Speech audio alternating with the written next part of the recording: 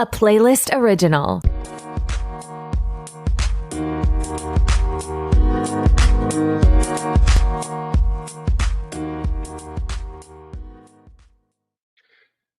Do you enjoy movies? Do you enjoy adult beverages? Do you enjoy conversations that could go off the rails at any second? If you said yes to any of these questions, then you should check out the Films and Fermentation podcast. I'm Leo. I'm Kevin. I'm Mike, We're just three friends. who like to talk shit about movies. While getting shit-faced.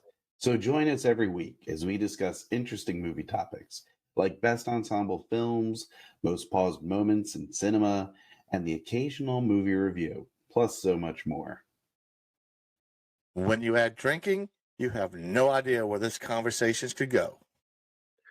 So find us on Spotify, Apple Pods, Good Pods, YouTube, or wherever you go to listen to your favorite shows. You could also visit linktree.com/films and fermentation to find all of our social media and podcast links. We'll be waiting for you to join us weekly at the crossroads between pickled and fermented. Cheers. Cheers.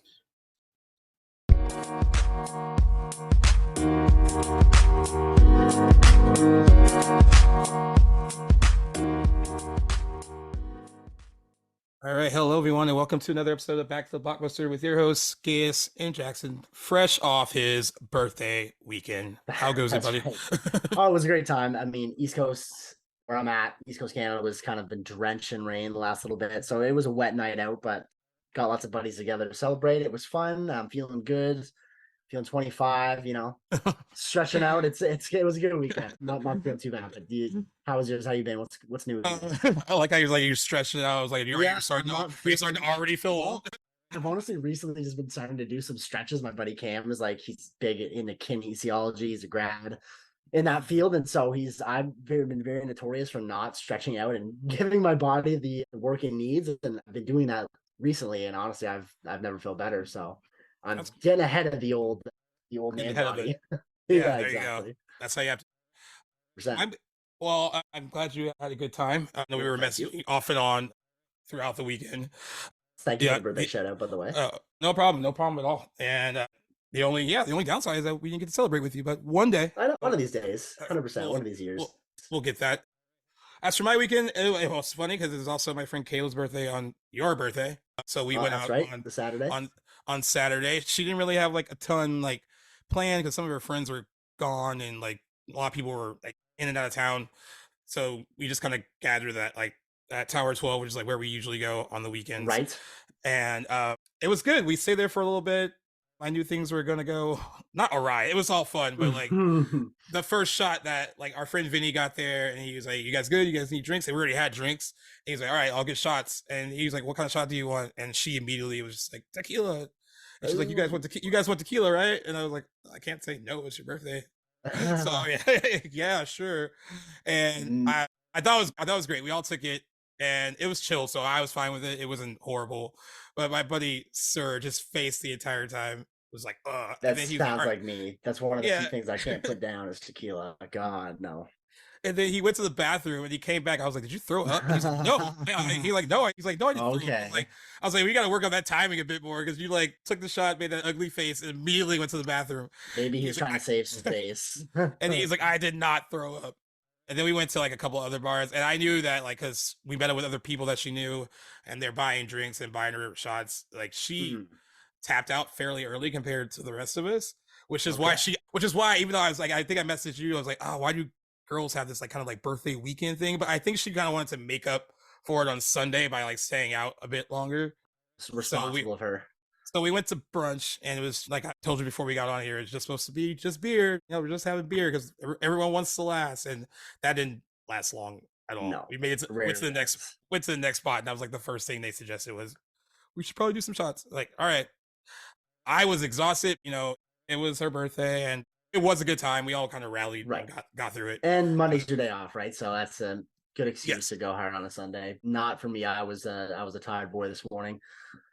You're like, yeah, no, I was in bed at like 1:30 on Sunday night, but That's because I was up watching Better Call Saul. But speaking of which, so you spent any of your weekend at the movies? I know you I got one thing did. in, didn't you? I mi- Yeah. I What'd you mixed see? I mixed in with the birthday stuff. I saw, and I'm glad I saw it. Originally, I was going to see The Flash on Thursday night, and then I was like, "How long is the movie?" It's like 2 hours and 24 minutes. I was like, I can't like going to those movies at like 9, 10 o'clock after I get out of the restaurant. It's getting harder when they're that long.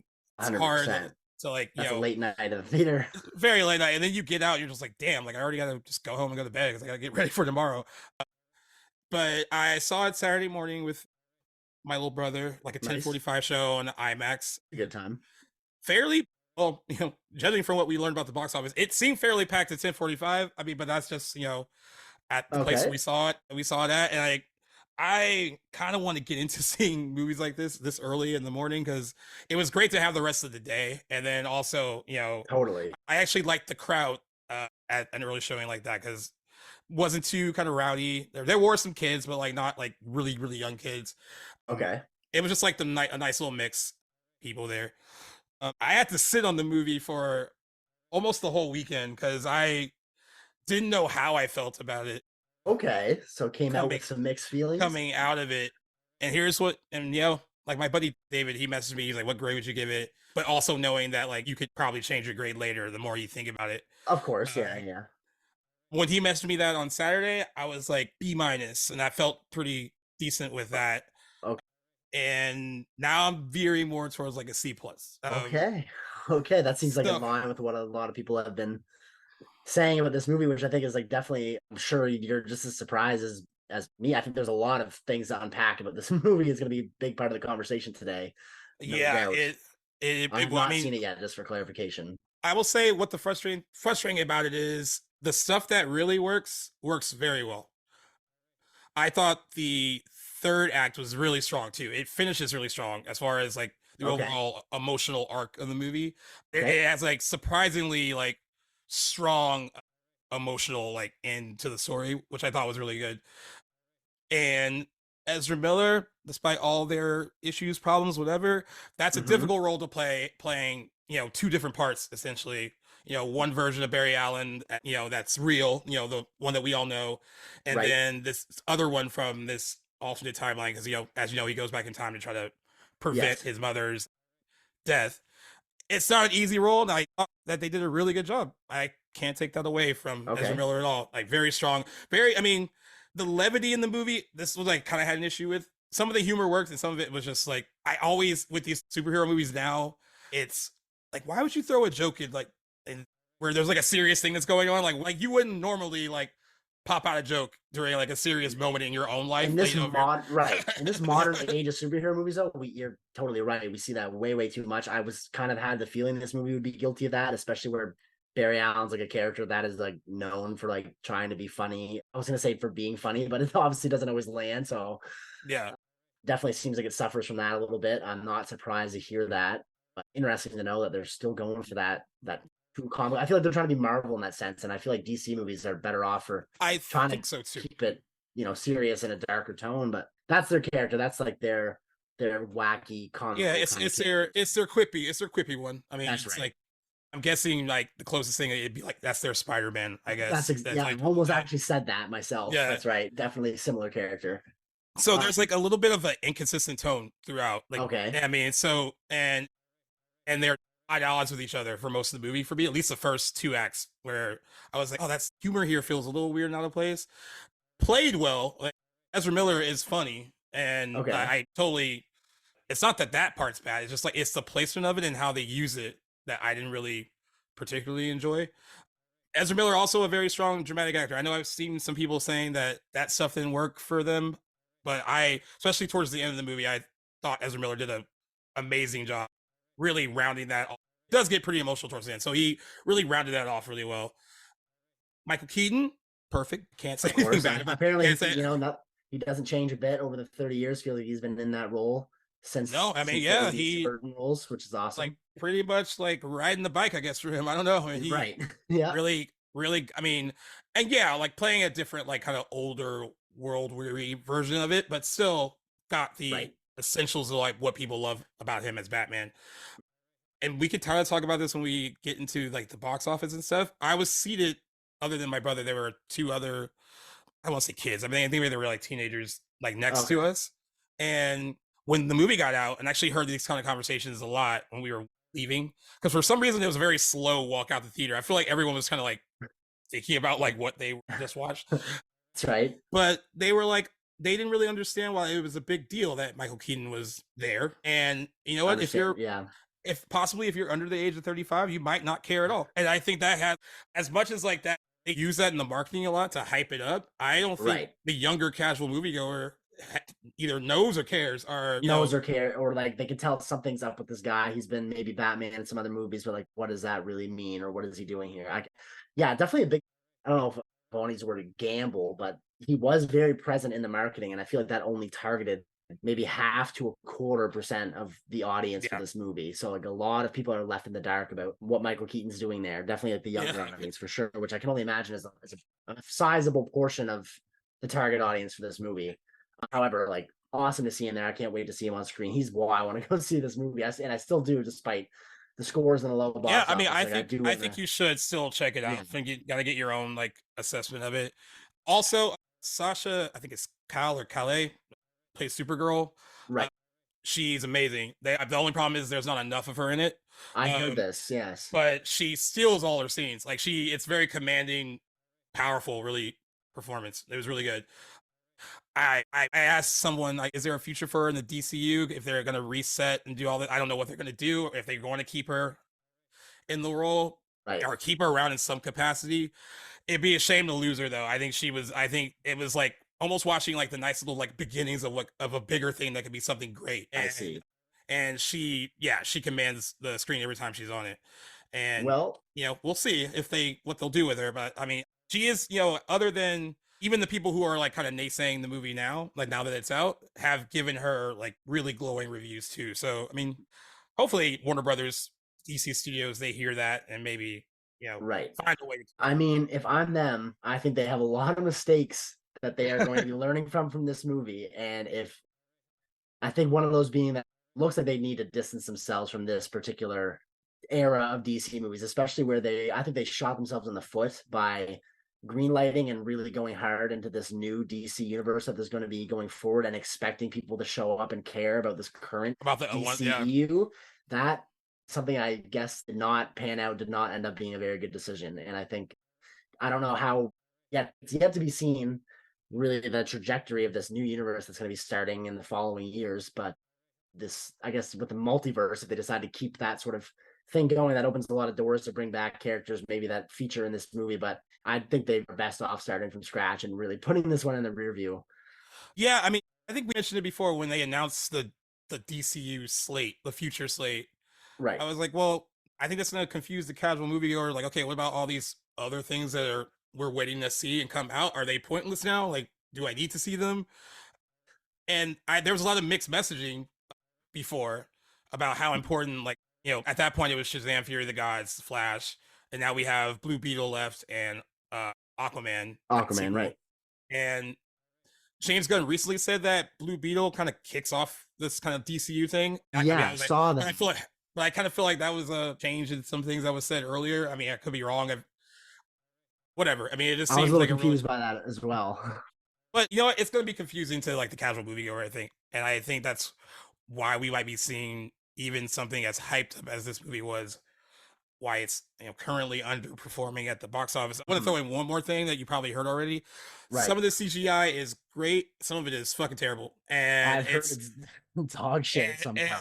It's plus quality. Yeah, and it's almost glaringly obvious if you see it in IMAX. You're like, oh wow! Like, so the shots that do look good look really good, right? And the ones that like are bad are really, really bad. So what do you make of what the director Andy Muschietti says about the intentional bad looking CGI? Do you have any theory? Do you think he's saving face? Do you think I think that's a saving face comment. I think it's kind of that, like, when I heard, I didn't know the context. I haven't seen, I don't know exactly how bad it is, but watched some videos of some YouTubers I put my faith into, and then hearing what the director had to say about it being intentional to try and make you see the world as Barry is seeing it when he's, going super fast. I'm like, man, I just wouldn't have said anything about that. Just take it on the chin. Yeah, his like exact quote, I guess, was, the idea, of course, is we are in the perspective of the Flash. Everything is distorted in terms of lights and textures. We enter this water world, which is basically being in Barry's POV.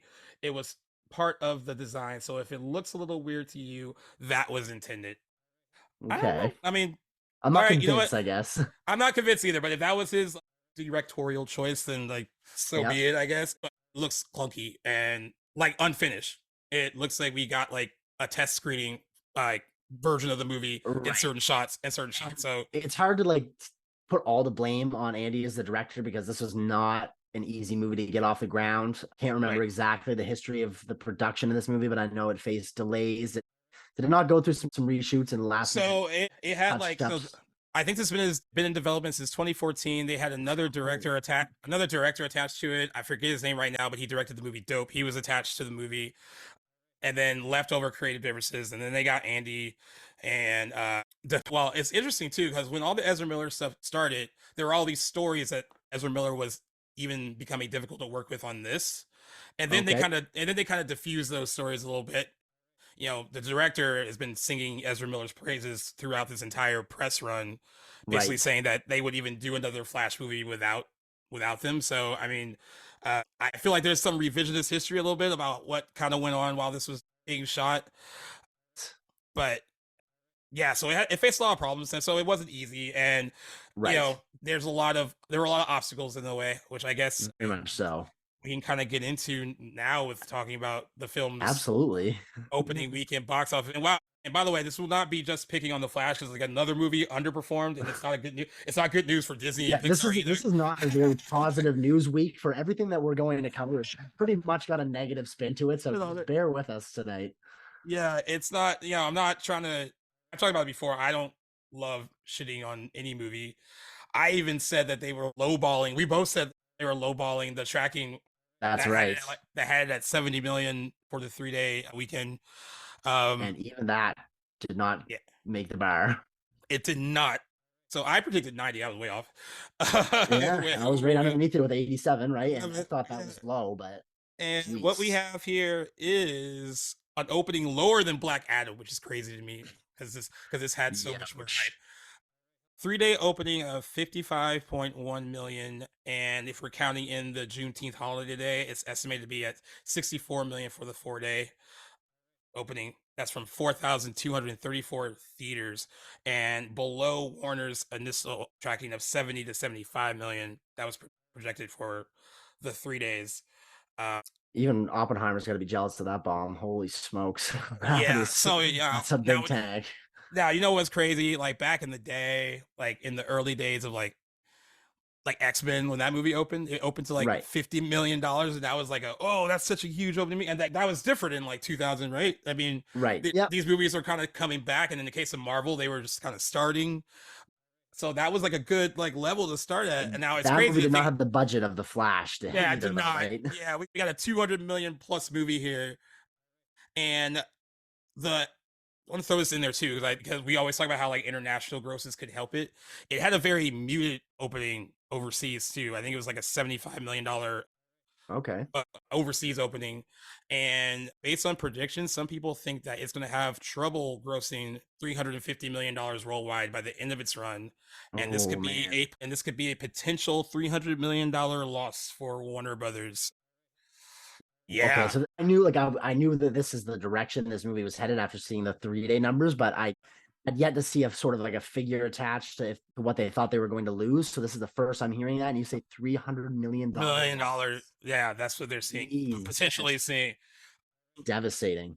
Now, crazy. It's crazy that we're here because, like I said, remember at a CinemaCon, like some of those people that saw it early were like, best superhero movie I've seen in years. Mm-hmm. It's the best superhero movie since The Dark Knight. Right. So what are these people? James Gunn said that it was one of the best superhero movies he's ever seen.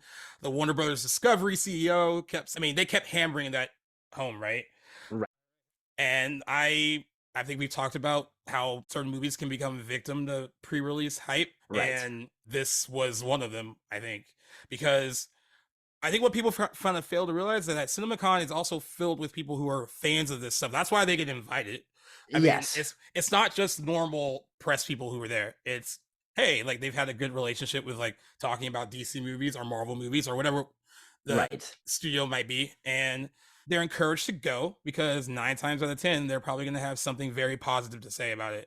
So a lot of those early reactions were, and I'm not saying everyone, because I think people who genuinely do love it, they did like it. I mean, I'm not taking that away from anyone that really loved it.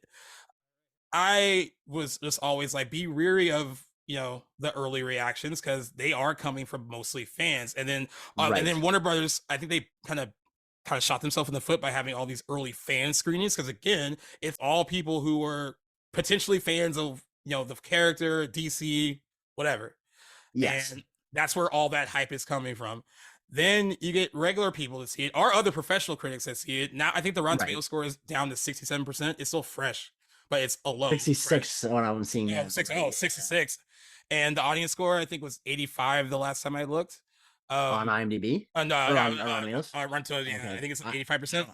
I don't have that in front of me, but I think what's also very telling is that this movie got a B cinema score, which means that regular people who have seen it just think it's okay and that it's good, but it's not great. A B cinema score for a movie like this is not good. A B cinema score for like a random horror movie, that's excellent. It's like, oh, hey, 100%. In this context, though, you're right. That's not going to flock people in droves to go see this massive budgeted, huge tentpole DC action superhero movie.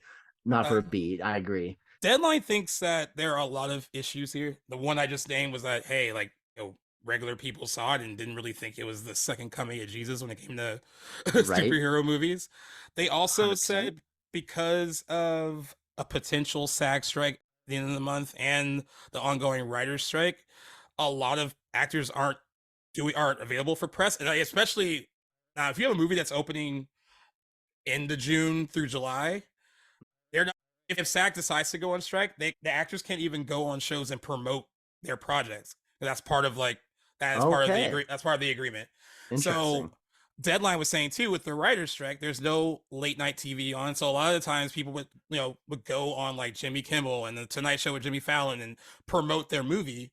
And the Flash didn't have the benefit of this. And the extra layer of that is it really wouldn't have it totally, because they weren't going to put Ezra Miller out there to have like a big press run on TV. The only like interviews that Ezra Miller did, they were with a couple of bloggers on the red carpet, really questions designed just about the movie, and that's all Ezra Miller did on the red carpet. That was it. Ezra Miller was, even if Jimmy Kimmel and Jimmy Fallon all had new episodes going right now, there's no way that Ezra Miller would be there. Michael Keaton did some like Q&A stuff at some fan screenings, but he's filming Beetlejuice 2 in London, so wasn't available for press. Sasha, who plays Supergirl, she did a lot of press herself, but she's not a big name, so it's not, good on her for promoting the movie. And I follow her on Instagram now. She's very proud to to be a part of it, and the whole inclusion part of it too. Being an actress as well. Like there's happy for her, and she did her best. And then they have, of course, the director out there promoting it, but that's not the same as having like your stars promote it. Even the red carpet. I mean, Ben Affleck went to the red carpet premiere with Jennifer Lopez. He did some interviews like the blogger stuff, but again, it wasn't there. It wasn't like the normal press run either, because not only can they not have Ezra Miller, but I doubt they want their talent to be put in a position to be asked questions about Ezra Miller. So kind of like they kind of kneecap themselves in how they could promote it, just kind of thinking that maybe all this kind of fan hype that they're generating, it would be enough. Was going to be enough. I didn't love the movie. Did not open this low. I don't think either one of us did. Definitely not. No, I don't know if anybody really did. I wanted to ask you too, like just on top of all these things that you said, Deadline thinks are issues with the movie, which wrong or right, there's definitely many factors that are playing into this, performance, but do you in any way seem to think that there's anything else involved? Like I'm kind of getting at, like, do you think this is a symptom of like the worsening superhero fatigue at the theaters, or do you think it's more of an Ezra problem? Do you think it's a combination of both? Like what are your thoughts as to I think it's a combination of both. And I think and I hate to say this for people who love DC, I don't think the DC titles have generated enough goodwill yet amongst moviegoers. And that could be that's a controversial thing to say at all. Yeah. That could be why they sometimes underperform a little bit. Even something like Man the Wasp had a pretty good opening, kind of tumbled after that, but it had a good opening. So that means something like Marvel has enough goodwill to at least get people out there still for now. And as we saw with Guardians, even though that opening weekend wasn't like what we expected, it had legs and has performed really well since it opened. You know, it's now I think it's cleared like $800 million worldwide, so that's a hit for Marvel. And you know, we only had like, you know, Wonder Woman was a good one, and people praised that, and rightfully so. It made money, and because it was good. I didn't love Aquaman, but that still made money. But it was released at the right time. It was released during the Christmas holiday. Jason Momoa brought in a female audience that they hadn't seen across their movies yet. Which, he was on top of the world when that movie came out, and that was able to clear $1 billion worldwide because of those factors. I read on The Flash though. The Flash skewed like heavily male and very little, like 70% more. Yeah, and like barely got a female audience for this one. I mean, I don't know. I mean, it doesn't really. I guess it doesn't really scream like something that women would go see, especially when the lead actor. I mean, what they probably know about the lead actor, you know, is all the stuff they've read online. And I mean, are you going to get like older women in because they can see Michael Keaton? I mean, they probably are familiar with Batman '89, but like, you know. And yeah, we mentioned that earlier too. Like, I'm sure that got a lot of people my age and a little bit younger to go see it, the Michael Keaton factor. But I don't. Right. And this is not even a ding against his like being a box office draw in this role. I think whatever money this made, he had a lot to do with it. I don't think he's a small part of it. I think this $55.1 million. A lot of that was people who were nostalgic for seeing him back as Batman, but it also isn't enough to initiate new people in the scene because they're like, if you're a younger viewer, like we mentioned earlier, have you seen Batman '89? Are you familiar with the first two movies he was in? I mean, amongst my generation, like even though Batman '89 and Batman Returns are flawed movies, grew up with him. He's a good Batman, no matter how you spin it, and there's also this kind of like redemption thing a bit because, you know, after Batman Returns, like I think he kind of wanted another shot and he kind of saw where the direction they were going with Batman Forever and how it was going to be like a little lighter and like a little bit more kid friendly, and he didn't want to do it. And, you know, and rightfully so. He was done. He wants to work with Tim Burton, and then Tim Burton wasn't going to be involved anymore after that. Right. So seeing him in this is almost like a little bit of a redemption thing. You know, he gets like a final shot to play the character and still shows that he still got it. And that, I think that did get some butts in the seats. I just don't think it was enough to get younger butts in the seats. Like 100%.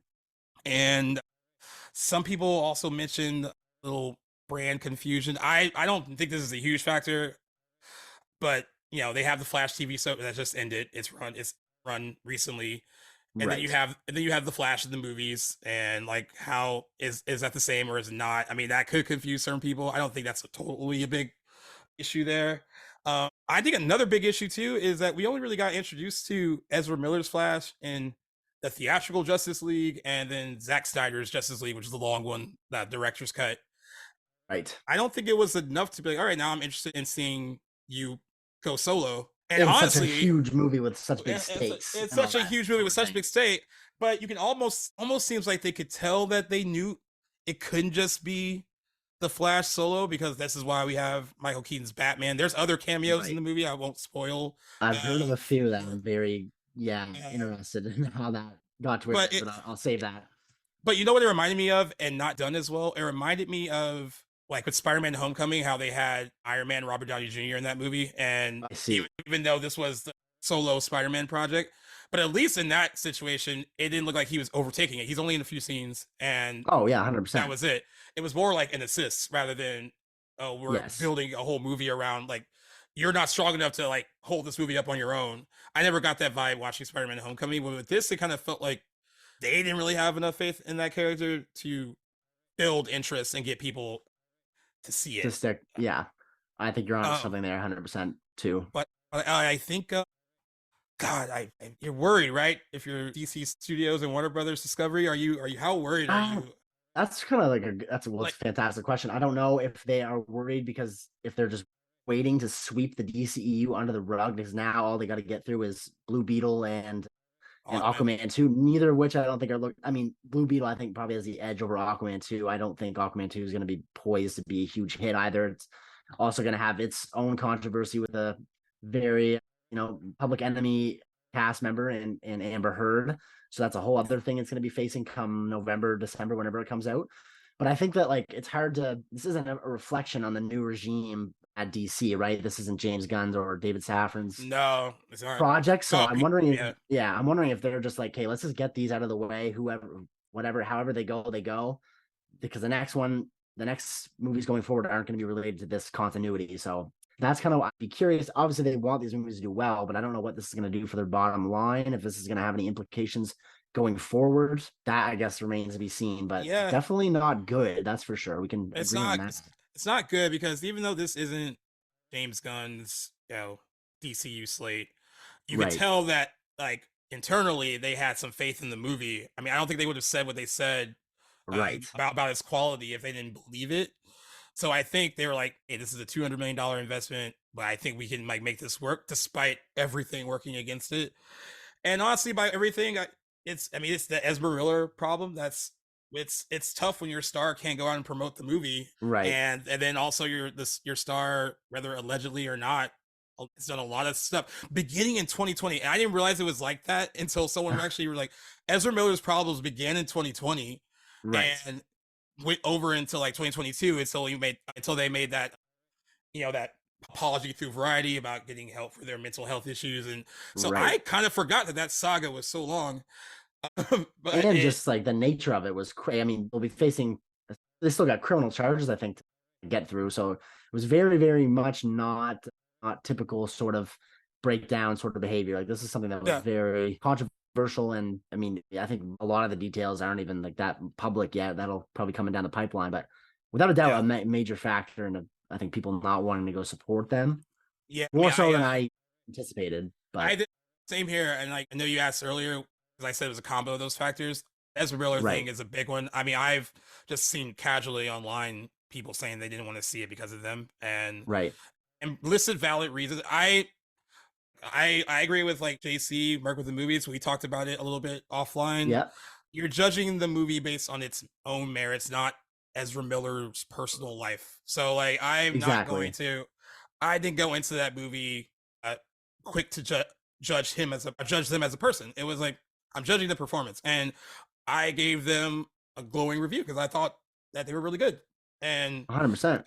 Honestly, it makes their personal issues a little bit more kind of sad because Ezra Miller has a ton of talent, and hopefully, I encourage anyone if Ezra Miller is legitimately battling mental health issues, I think that we should be rooting for them to get the help they need, and that should be.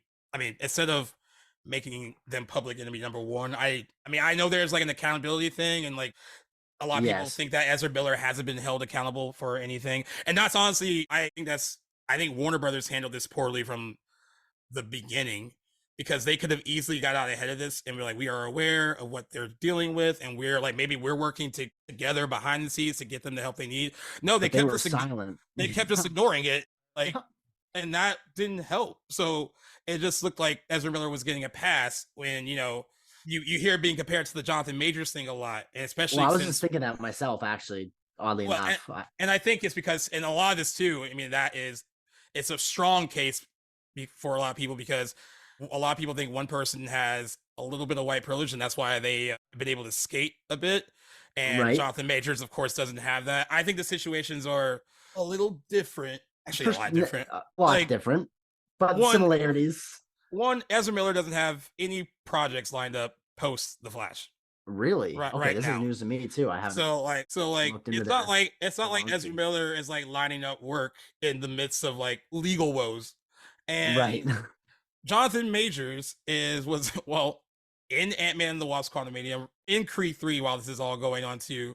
He is set to be a major part in future MCU movies as like their lead big bad, and they have set this up in other projects.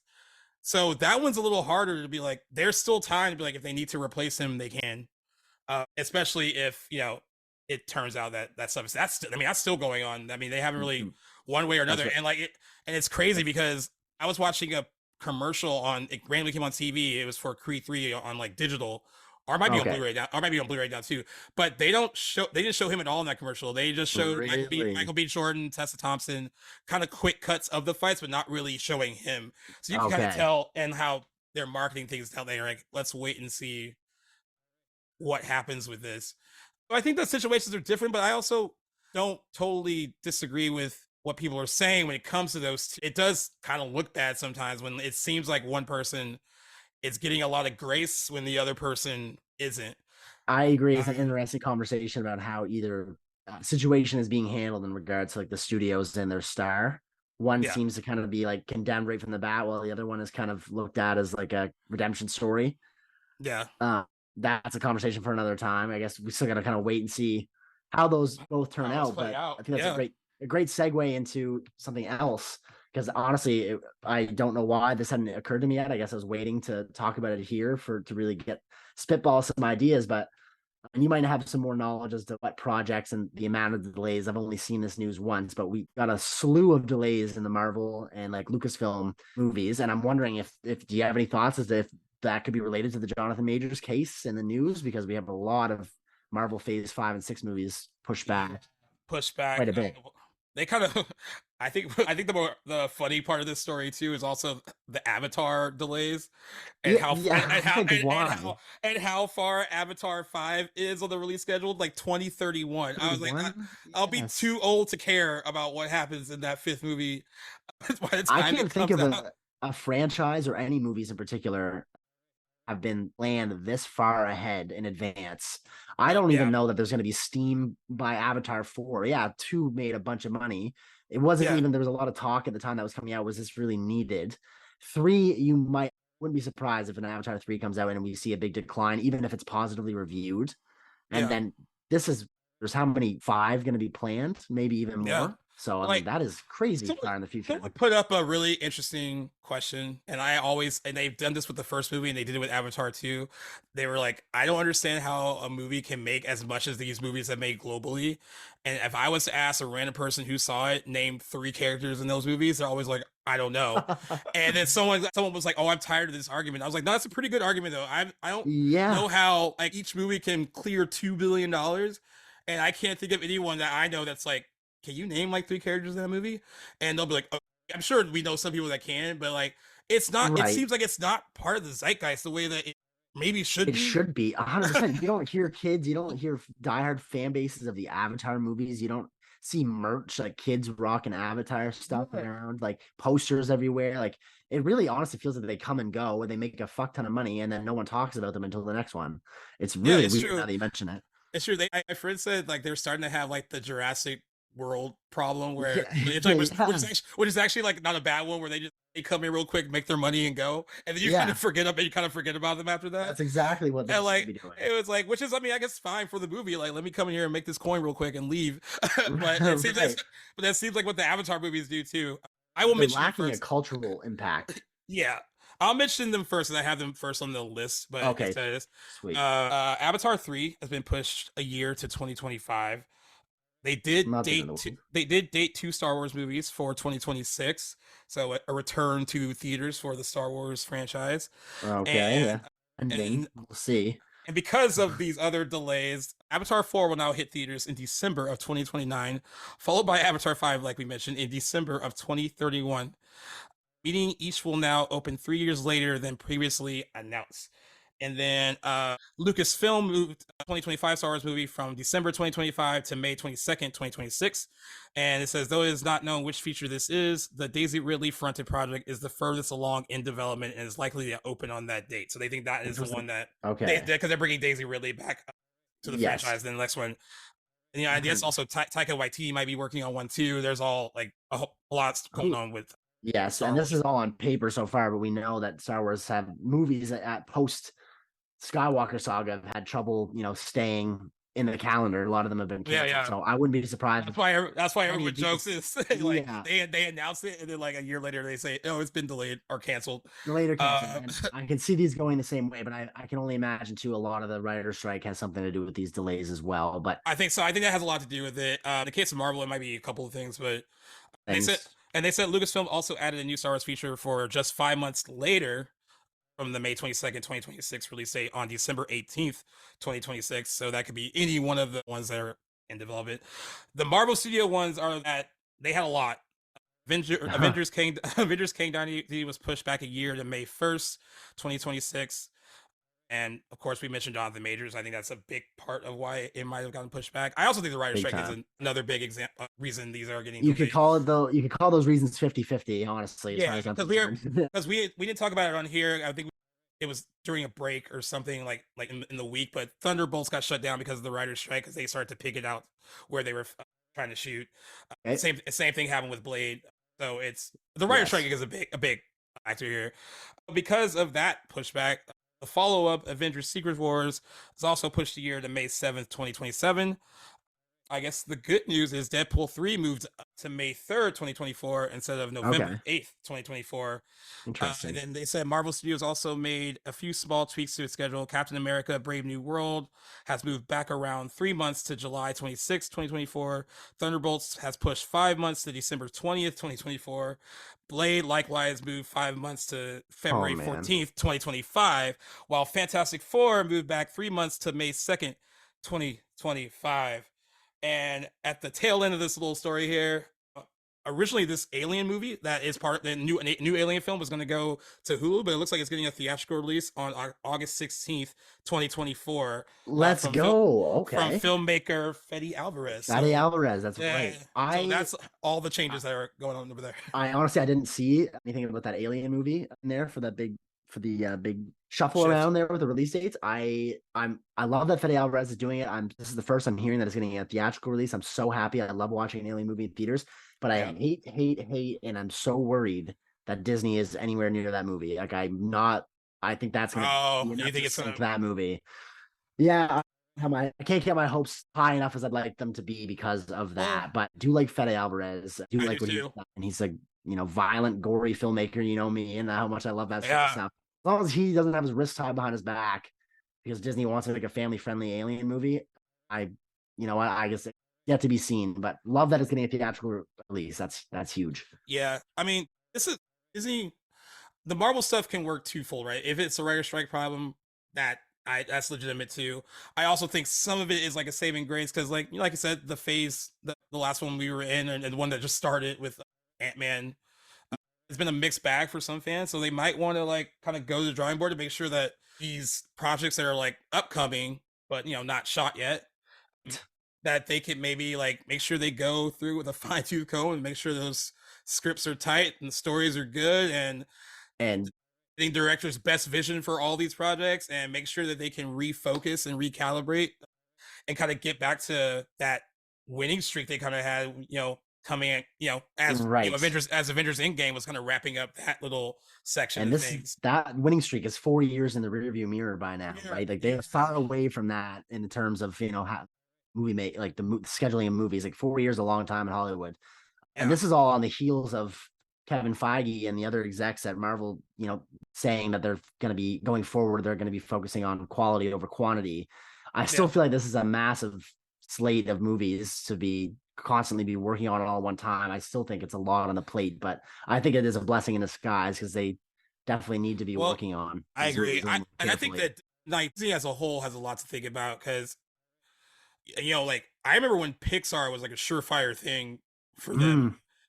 Right. And, Elemental opened over the weekend too. It wasn't the only flop this weekend. So you're in good company, Flash.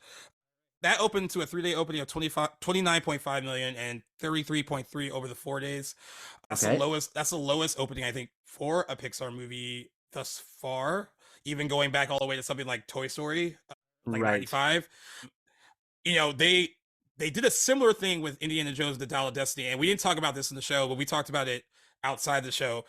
Both of those movies premiered at Cannes Film Festival, Indiana Jones and Elemental, and they came out of that festival with really not great reviews. The initial reviews were really poor. Now Elemental rebounded before it opened and was able to get fresh on Rotten Tomatoes, but that was the lead story a few weeks before the movie opened, were the initial bad reviews. So I don't think that helps anything.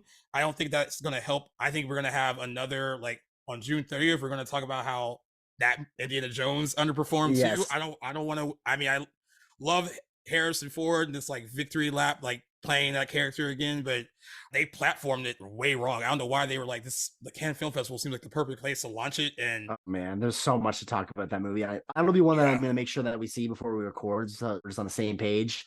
Yeah. about what we're talking about, but that could be a whole episode. Yeah, I agree. I think the problem with Elemental and Pixar water too is this started with the pandemic, right? Because like when Onward came out, it was right before everything shut down, so they had to go release that to like Disney Plus, and theaters were closed. But then there were subsequent releases that they had that they sent straight to Disney Plus and didn't give it a theatrical run, even though at that time they could have. And I think, yes, you want people to support your original movies, but when you start sending your original movies to your streaming service, when you finally release an original movie again in theaters, it's not going to have the same shine on it as it once did. This won't happen to like, and I know they're making like a Zootopia 2 and another Toy Story, another Frozen, all that stuff.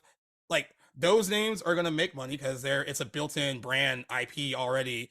Right. These Pixar original movies need more, or any Disney original movie, they need more, I guess I would feel like more support behind them rather than making it seem like, oh, like I wonder, like once you start sending your stuff to the streaming service, like people are going to get smart and be like, well, maybe I can just wait for that one too.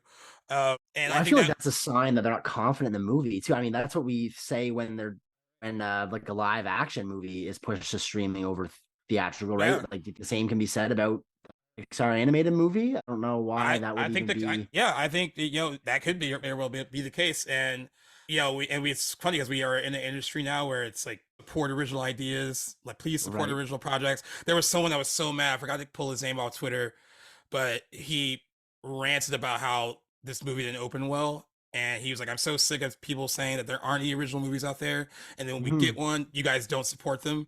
I understand that frustration because, like, yeah, Elemental is an original idea. It's not based on a previous, like, IP or anything. And, yeah, people didn't show up. And I also think that's Disney's fault, too, for kind of lowering their brand by sending decently good movies to their streaming service. It wasn't like those animated movies. Like, I liked Turning Red when I finally saw it at home. I was like, that probably could have done. I was like, that could have done well in theaters if they actually gave it a shot. I think they kind of did this to themselves a little bit.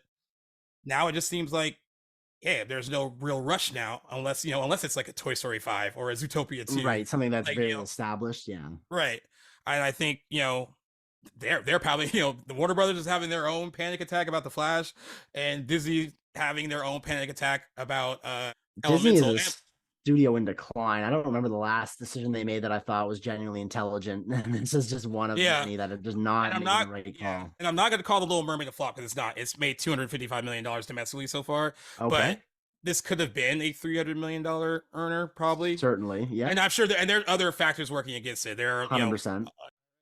The big one being a lot of racist naysayers that are trying to boycott the movie. So again, it has a lot working against it. But like even that for them, like that should have been probably a bigger earner worldwide. It's not going to get the support it needs in like China or anywhere like that. So like they're losing a big portion of that market too. By the way, I'm not saying like Disney's like, don't cry for me, Argentina. They'll be fine. Yes, of course. But even like a big corporation brand like them, they also make really weird fumbles and mistakes.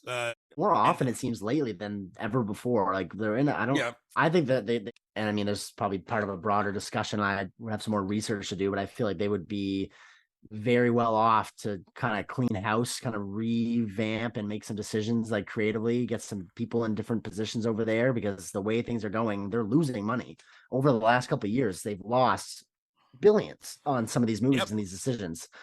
And then they casually laid off people, and then we're like, hey, we're laying off all these employees, but hey, we have all these new movies coming out. Pay attention to that. Well, I feel like they're because of some of their flops, they're kind of have to lay some flop, and then maybe on a hiring spree if they make some more cash. But their next couple movies coming out aren't in any good position either. Like we have Dial of Destiny, which is already being lauded by critics and audiences alike weeks, months in advance of its release. It's not even fresh. Like also, I think studios figure out a way to like keep your budgets in check. I mean, I'm looking at something like Across the Spider-Verse. I had no idea, and I was pleasantly surprised that only cost $100 million to make. So you can make something that fucking beautiful, and it can look great. And you know what? And they are reaping the reward because it's already outgrossed the first movie by a ton already. Like days ago, exactly. Days ago, and it's still holding up well. It's grossed $285 million so far domestically. It's holding up really well still. Even in the wake of something like The Flash and Elemental coming out, it still was able to clear $32.4 million in 4 days this weekend. So like, you can make a really good movie like that and not spend a small fortune on it. That's right. Impressive. And it like- looks credible. They a lot of that budget, put a lot of the money in the right places for that movie, because that was one that we hadn't discussed. We both have seen now, and Right. thought it was absolutely fantastic. Did everything right. Honestly, had very few complaints for that movie, and lessons to be learned from a movie like that. Honestly, that Disney could really be looking at and being like, "Whoa, something's got to change here." Yeah, I mean, so Disney put in good work with the Marvel people with all delays and make sure that the scripts are tight. You're going to continue to, I guess you're going to continue to release Avatar movies until we die. So like, good luck with that. 100%. Yep. And I'm stoked that you're giving Alien a theatrical release and not just sending it streaming. I'm very happy with them for that. Yeah, just let our boy Sounds Fede good. just go full Fede Alvarez and leave him alone. Yes. But yeah, I can't wait till we get some footage for that movie finally. I don't know where they're at in the process of making it, like production wise, but very, very excited because it's been 6 years now since our last Alien outing, and that's a franchise I think we both hold near and dear to our hearts. So very excited. And it's if not because like consciously, they still think that franchise is viable. Because I would like think like after Alien Covenant like kind of underperformed, that they'd be like, oh well, let's not go to that well again. But they do go back to it, and I guess I'm guessing like someone like Fede Alvarez maybe pitches them on like a really dope idea to like kind of make it relevant again and keep it going, and that's why it's interesting too. I always feel it's funny because they have versus movies with each other. I feel like Predator is that way too, where it was like, all right, that ship has sailed, but then they keep trying to like find a way to bring it back in some capacity, and they ended up doing that decently with Prey, while not really promoting it so much like a Predator movie, and then just having that be in the DNA, and that ended up working 100% well for that. I think a little surprise. Yeah, I think it's like funny that both of those franchises are like there's no giving up on either one of them. Nope. They continue to be all right, even at the caliber that Prey was. I'll be happy. I hope I like this new Alien movie as much as I liked Prey, because I was like went into it cautiously optimistic, liked it a lot more than I thought. It's not perfect by any means, but I mean, it's a good Predator movie. But yeah, no, there's lots still that remains to be seen with this Alien movie. I really wish Ridley would come back and just finish that prequel trilogy that he is 2/3 done making. But yeah, you're right, Covenant wasn't received amazingly at the time. I have a soft spot for that movie. It's like one of my favorites. Yeah. But I guess I don't blame him. He's still a busy guy, so all good. Yeah. I mean, at least he's still working too. I mean, yeah, exactly. Dude, it's like ancient and still cranking out movies. Honestly, that thought crossed my mind with like James Cameron, like making these movies into the 2030s. Like he's not exactly spring chicken. He's not Ridley's age, but he's like probably a decade and a half younger. Like, and Ridley's in his 80s. So did you see what Zoe Saldana said? She was like, she put it on Twitter. She was like, I was 27 when I did the first Avatar movie. I'll be 53 when Avatar 5 comes out. She's like, that's how long this has been like a whole part of her life. Yeah. So I was like, damn, because everyone was kind of doing that online. They were like, dude, I'll be how old when that comes out? Like, oh no. That is just insane to think about. Yeah, it's crazy. Yeah, but yeah, she was like, I was 27 years old when I did the first one, and I'll be 53 when Avatar 5 comes out. That puts things in a really crazy perspective. Holy smokes. Yeah. Well, I mean, since we've been talking about superheroes and superhero fatigue, should we talk about that new comic book movie trailer that we watched? Yeah, yeah, totally. Might as well just get it out of the way. I'll let you start off though. So we got a Kraven the Hunter trailer dropped today, Monday as of recording. Yes. What did you think about it? I didn't even know that we were this close to a trailer. I knew this movie's been in development for a while, but didn't realize how far along they actually were. It's got an October release date for this year, right? Yeah, like kind of October 6th, which was which was a sweet spot for that first Venom movie. It opened around then and did really well when it opened week in October. So I mentioned Venom because, of course, it's a Marvel movie, but it's a Sony Marvel. They call it their Sony Spider-Man universe or whatever, because they have the right. They have the rights to. Of course, they share the rights to Spider-Man with a very, very sweetheart deal with Marvel Studios. Totally. But then they have the full rights to all these like cavalcade of Spider-Man characters that they just want to use, which is why we're getting like that Madam Web movie eventually with Dakota Johnson and Sydney Sweeney. Right. Which is why we got those first two Venom movies. Which is why we got Morbius. That's why we're getting Kraven the Hunter. I collected comic books back in the day. This character is a really good character. I agree with you there. And fascinating character. Could be real. Like there's like comic book arc story called Kraven's Last Hunt in the Spider-Man comic books. It's such a good story, and he's a really interesting character too, because he's like villain, but like also, there's a lot going on there. There's a little bit deeper than just a typical Right. world domination. He's not that type. Which I like. Doesn't look like this movie's yeah. gonna have sky beams in it. So Right, exactly. thank God for that. He's more complex, which is Okay. interesting. This is their first R-rated movie. A lot of people were upset that Venom wasn't R-rated, because especially Venom Let There Be Carnage probably should have been R-rated. Talk about 'cause, taking the legs of the movie with those ones, not making them R-rated. So they wised up and made Kraven the Hunter R-rated, and the trailer I watched was a Red Band trailer. There was a ton of violence in it. I mean, that was I must have seen the same one. that was cool. Praise them for that. Yeah, I thought different. I'm glad they're leaning into that. the level of violence looks really fun. I like Yes, Aaron it Taylor does. Johnson, so like I like him as an actor. So hopefully, I can't really tell yet from the trailer like how good he's gonna be. I found myself thinking the same thing. I go so far as to say I love Aaron Taylor Johnson. His name's a mouthful, but he's a fantastic actor. And there were moments, not throughout the whole trailer, but there were moments where I thought, okay, like that line was delivered kind of flat. Like, where is enthusiasm? And I would say like this was almost a 50-50 trailer for me. Like 50% of it I liked, 50% of it I didn't like. So I'm really not sure. And on paper, this is a movie I would want to get made. Like this is an obscure enough. I mean, in the comics, not obscure, but like in terms of film we've ever seen it. Kraven. Actually, I think he's got a cameo in the Across the Spider-Verse in like the background somewhere, like in the they used him on back in the 90s. They used the character the animated show. I didn't know that. And that's when like the animated shows were somehow doing these a little bit better than like the live action stuff. Right. So, but first time live action. Right. That's a character I'd want to see brought to life. So like I'm interested in this movie, and definitely on paper I was like, okay, I like this. Sony's got a hit or miss kind of record with their Spider-Verse so far, but the fact they're listening, making it R-rated. I said when I posted the trailer, I said it was a mix, that Sony's Spider-Man universe movies have been a mixed bag. Yeah. I didn't love Venom. I didn't hate it, but I didn't love it. I'm the same boat. I never saw Venom too. Like it was entertaining in the moment, but that character is so much better than what they did with him in the movie. 1000%. And I also liked Tom Hardy, who Tom Hardy was 100% committed, and I respected that and thought that was he was good. Venom Let There Be Carnage, kind of like more of the same. It was entertaining in the moment, but still like not as good as it could have been. And again, Carnage, a very fun, cool character from the comic books that you should have gone dark with, because it's a serial killer. I mean, like you could have like really done really cool dark things with that character, but no, PG-13. Those first they two. They gave Woody Harrelson red hair. Yes, Morbius is gutter trash. I'm not gonna try to hide the fact that... Well, I haven't seen either. I haven't seen Venom 2 or Morbius, and like on paper, I feel like Morbius seems like the better movie. Like from what I heard and saw about Let There Be Carnage, I'm like, that looks horrible. Morbius, I mean, I can't say anything different, but I don't know. I look at them as honestly on par with each other. Having not seen them, that doesn't mean anything. But yeah, no, there's no secret that Morbius is, in the dumpster. Dog shit. Yeah, guys, if you ever want to hear Owen's Morbius rant, just go back to some episodes and listen to it. 100%.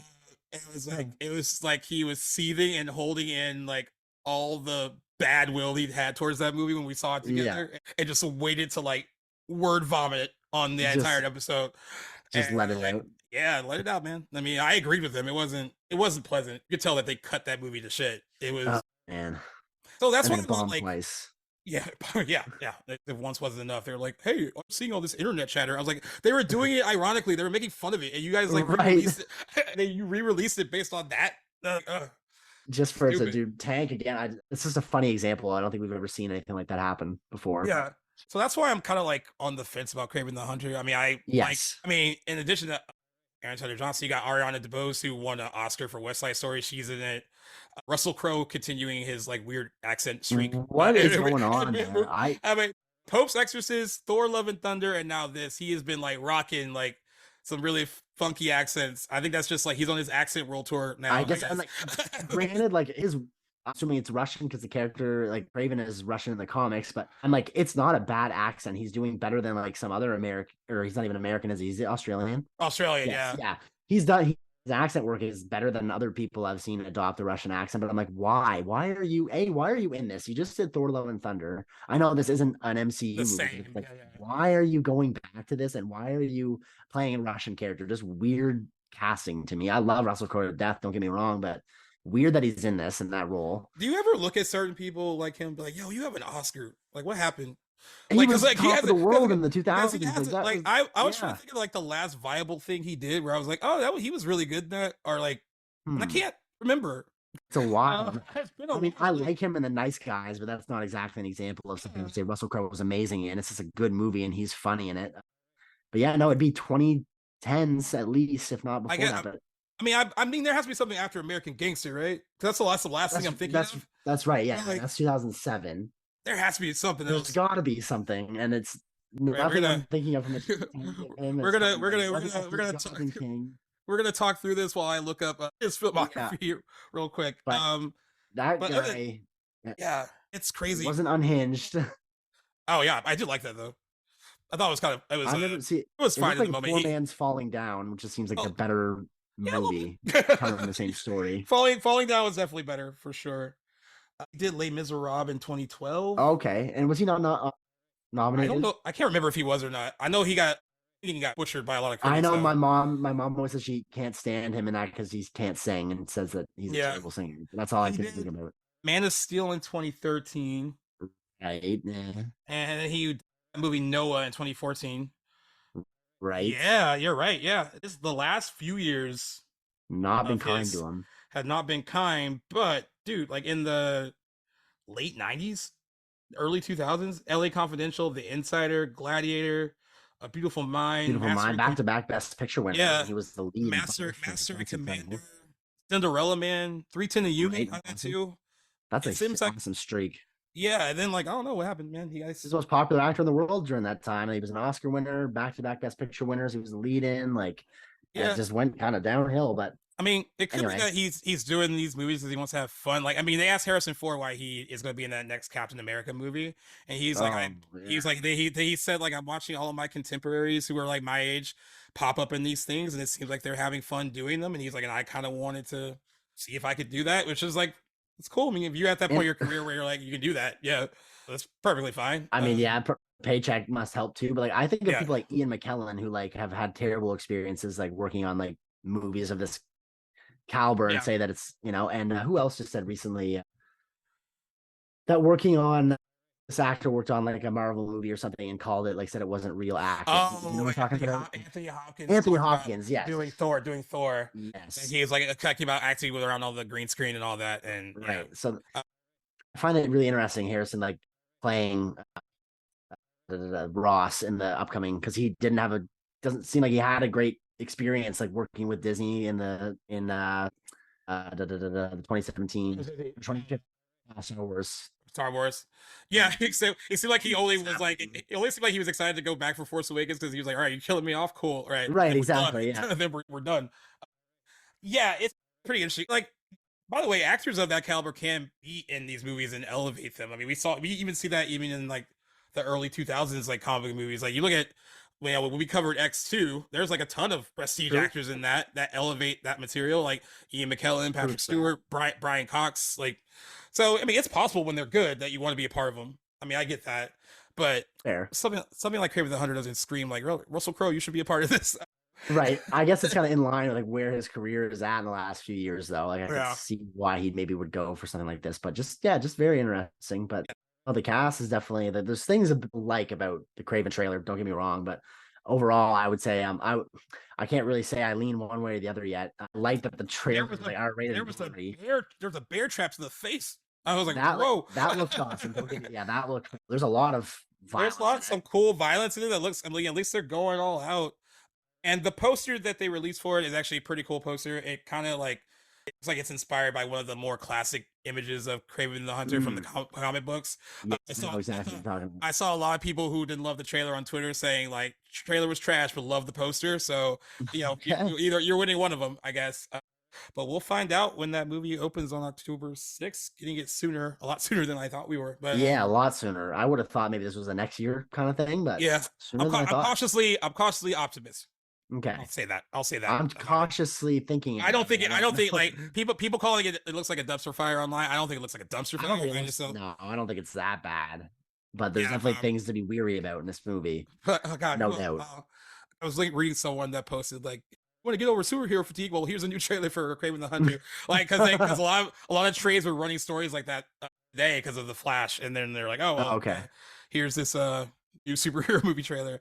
Does it There's not feel also like yeah, a lot of people are kind of upset that Sony keeps turning like their like the villains kind of into like anti-heroes, like they did with Venom and all I've seen this that. complaint as well. Yeah, I mean that's valid. It's valid. They were like, why don't you just let them be bad guys? And they say you can do that and it works. They did it with Joker. And they gave Joker a standalone movie. They didn't. I mean, they tried to make you. Of course, it was more psychological, and there's like you feel there's reasons that he goes to where he goes, but he's still a villain. At the end of the day, in that they don't try to really redeem him in any meaningful way. So he you just can't make worse as the movie goes. Yeah, so you can make a movie about a villain and have it work and make money. By the way, too. Speaking of that, though, this does not feel like it's connected in any way to this Spider-Verse, does it? Like, there's literally no mention of Spider-Man, no glimmer. At least that I caught. I only watched. There was I don't know if this is like they did on purpose. There was a shot of like spiders coming down at one point, like the jungle, but like I don't know what that has to do with like our Spider-Man. But and then I think Sony released something when they released a trailer that said that the movie takes place before his long-standing vendetta against Spider-Man. So I guess this is kind of like I don't think. I mean, maybe they'll put a surprise thing in there at the end and mention it. That's exactly what I'm thinking of. Like, you think like this movie, first of all, has to do well to really probably get a sequel where they're going to probably tie it into the Spider-Man movie. Don't you think it'd make a little bit of sense to maybe like try and tie it in while you have the shot too? Because if this movie tanks, it's unlikely we're not getting a Morbius 2. We know that. And if this movie is anywhere near that, we're not going to get a Kraven 2. So I feel like this would be the shot to tie it in a little bit, but do it. And Sony and Marvel are moving ahead. Well, they were having meetings about Spider-Man 4 before the writer's strike, so that's still in play. Not getting Tom Holland. Yeah.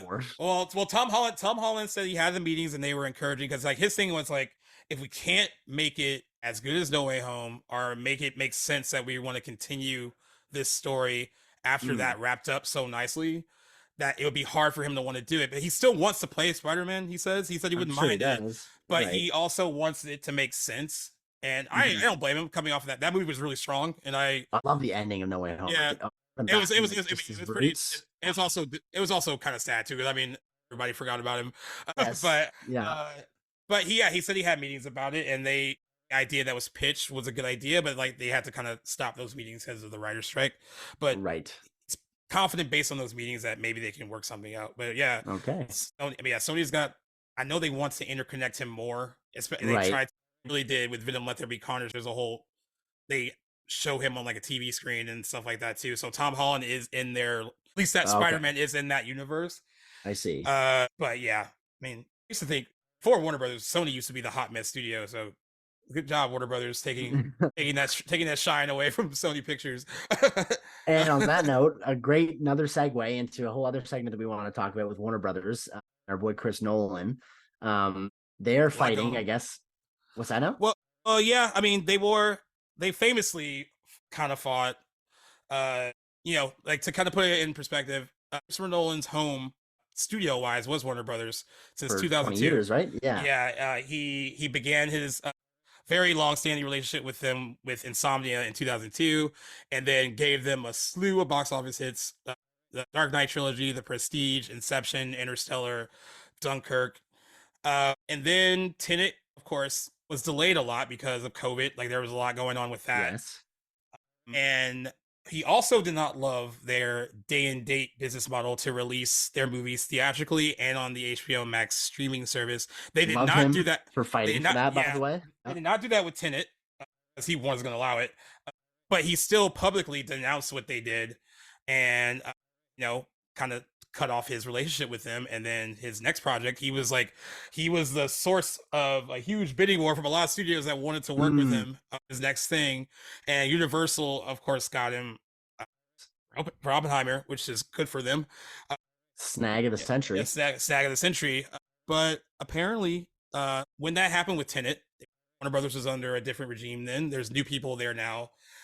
And they think that there's a possibility they can get him back. And it seems like they were doing some good faith things in there to kind of see if they can get him back. know what this makes me think of? I have the image like Warner Brothers is the studio like underneath like the ex-girlfriend's window with the boombox and the rain. Yeah, Like yeah, come pretty back much to me, like take me back. Like Take yeah, me that's back. exactly what it feels like. So their version of the say anything moment, Michael DeLuca and Pam Abdi, they share the CEO title at Warner Brothers Film Group, and they address Nolan's departure from the studio for Universal after the release of Tenet, and they actually said that in the last 8 months that Nolan received a 7-figure royalty check from Warner Brothers that was tied to the 2020 film Tenet, and that no strings were attached to the money transfer. And the other interesting tidbit is that Nolan has allegedly been doing post-production work for Oppenheimer on the Warner Brothers line. Yes. What do you think of that as a Paramount exec? Like, I don't know if like some sort of like. If you're Universal, if you're like, why are you doing it over there? I mean, I guess like if you're, I guess like the thing is with Universal, it wasn't like a multi-picture deal. So I mean, there's nothing they can really do. Like, I mean, case of like Warner Brothers, they had him for a while. Yeah. And I think it's a sign of faith that he's aware that there are different people in charge now, and right. I'm sure that 7-figure royalty check didn't hurt either. I'm sure it didn't. No, because Tenet lost money, and but not any fault of Nolan's. I mean, it was released during the pandemic, and their theaters weren't even open 100%. I think there was a lot of bad blood when they kept delaying it over and over again, and when they kind of gave the impression that like maybe we can do something else with it instead of a theatrical release. There are probably way more arguments going on behind the scenes there between Nolan and Warner Brothers than probably even know. But now, I mean, like things have changed, and there's new people in charge. So if he decides to make his next movie, who knows? He probably had like a working relationship with Universal and wants to work with them again. That's what I'm wondering. I think we'll kind of wait and see when it comes out, see if maybe he's not harboring any sort of like thoughts until after the movie is done its theatrical run that might shed some insight on his working relationship with Universal. As of now, it seems like hasn't really publicly said anything that indicate that he wouldn't go back. So I really don't have an opinion as to if I think he'll go back to Warner or not. I don't think that's the question to ask yet, but definitely, I'm not surprised that Warner wants him back. I'm sure they're going to be very much missing him come July 21st, especially competing with him at the box office. Not something you want to do. Merc JC made a good comment. They're like, oh, okay, well, I guess that's a sign of good faith. I'm kind of paraphrasing, but it's not a good sign of faith when you release like your Warner Brothers movie against his Universal movie. And you know what? Your Warner Brothers movie will likely win that weekend. I mean, it's posed to, I think, yeah. Box office tracking has it putting a little ahead of it. Still got a long ways, not even a long way to go. I guess almost a month, a little over a month, before the movie comes out. So there's that. I mean, it's not really a sign of good faith to like compete, but I can actually see if he had good talk. I can see him going back to Warner. I mean, it was his home for 20 years, so like he had a good relationship with them up until the Tenet debacle. So I can, especially if those new people are like, I especially. Those new CEOs probably will probably want to do anything to get a director like that back in their fold. Like, when you're a studio, good for them. When you're a studio, you want your Nolan, you want your Tarantino, you want your Fincher, you want those names. So it was a kind of a huge loss to like lose him to Universal. Big gain for them. Huge fumble. Big gain for them, especially if he can make a movie like this that's 3+ hours about not something that is like really like electrifying, like movie going like content. If he can make money, then guy can do anything. I think 100%. I think at this point, I mean, like Nolan is God. So but yeah, we shall see. I think it depends. I also think it depends on like what happens after this movie opens. How well it does. If Universal will immediately start talking about, well, whatever your next thing is, like we'd love to do that with you, like, probably a lot at play. I have a wait and see. That's exactly how I feel about it as well. Yeah, 100%. We'll have to wait and see. Another kind of wait and see thing, kind of it involves his movie and IMAX screens, and this is all kind of a legend, but all the trades have picked it up. Okay.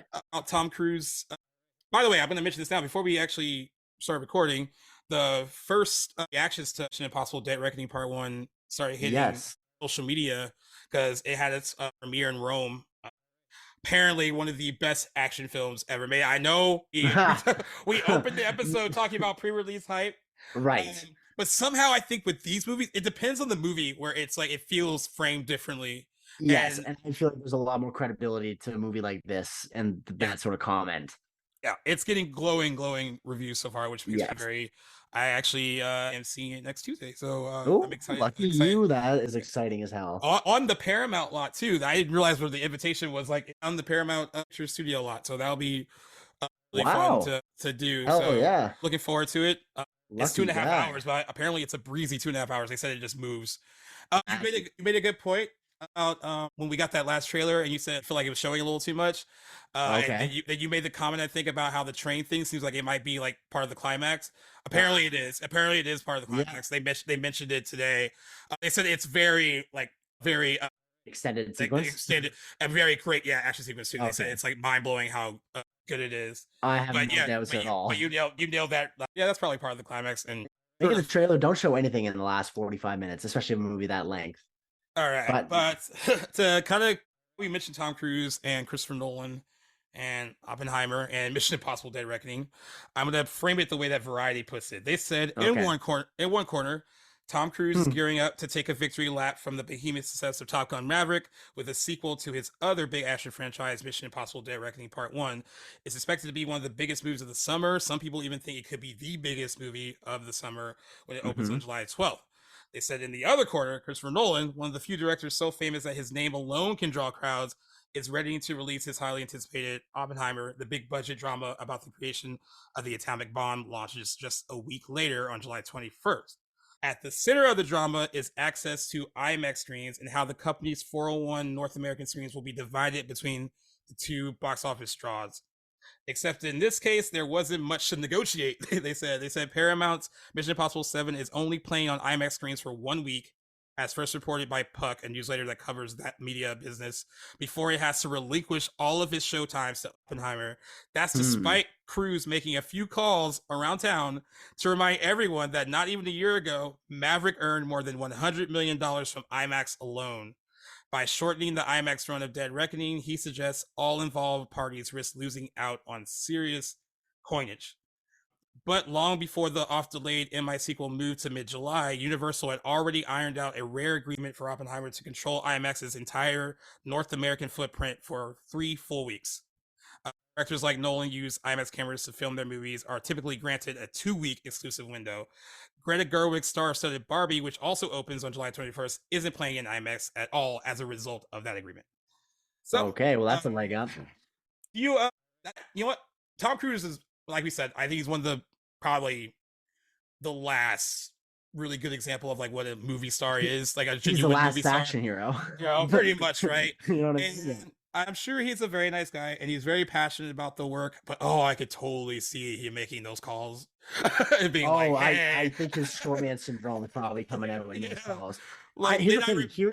Need I remind you that like Yeah. Maverick made $100 million on IMAX alone? I can see that totally. hearing you deliver it in the way you just did, like from Variety, it's hard to say he's wrong. If I understand correctly, and this is not to suggest that I think that Oppenheimer should relinquish IMAX screenings to Dead Reckoning. I don't.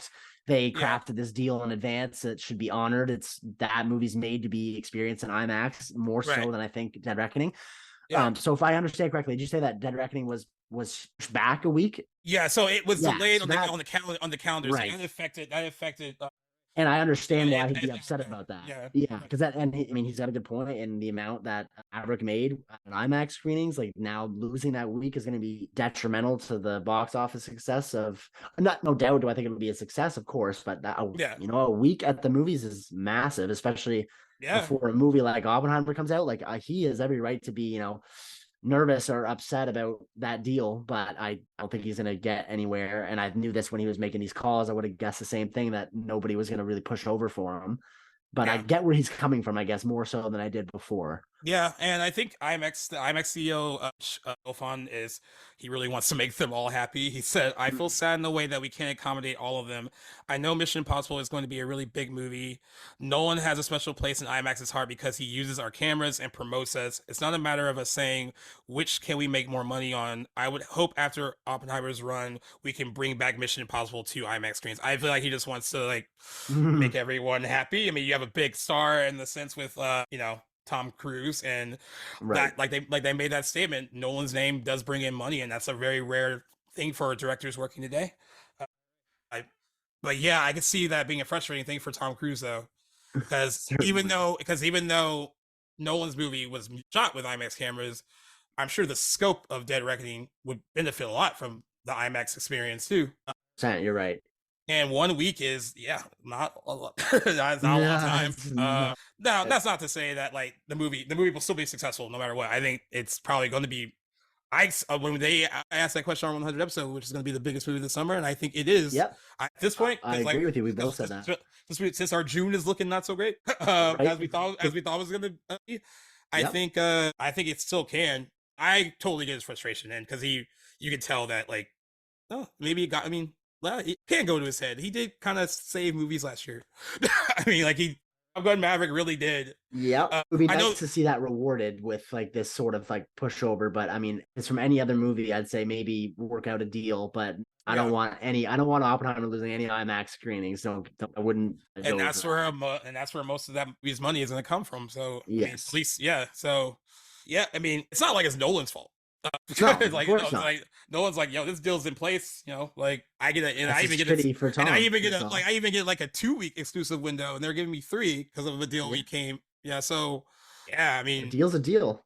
I'm like, funny if Nolan called if Tom Cruise called Nolan like, you see me, do something, please, Please, Chris. come on, Star in your next movie for free. oh Jesus, right? I actually But- would not be a pairing I would care to see, but it'd be interesting. I don't know. I don't think they would work well together. Oh, man. I did not know that you would be like, oh, please stay away from Christopher Nolan.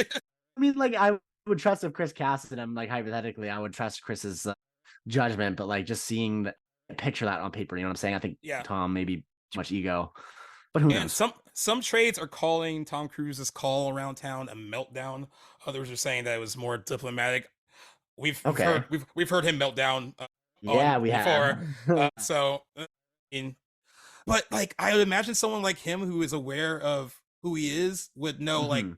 a story about those kind of phone calls would get out, and like he wouldn't like be too like demanding, rude, you know. Well, yeah, I however- mean, I'm sure he knows too. You're not going to get what you want by demanding things from people. Like, I feel like he'd Yeah. probably be appealing to reason and probably pleading more than demanding. I would guess anyway, because I think he's a rational guy. I think like meltdown we were just mentioning was totally justified and was for a good, came from a good place. I don't think he's like a tyrant by any means.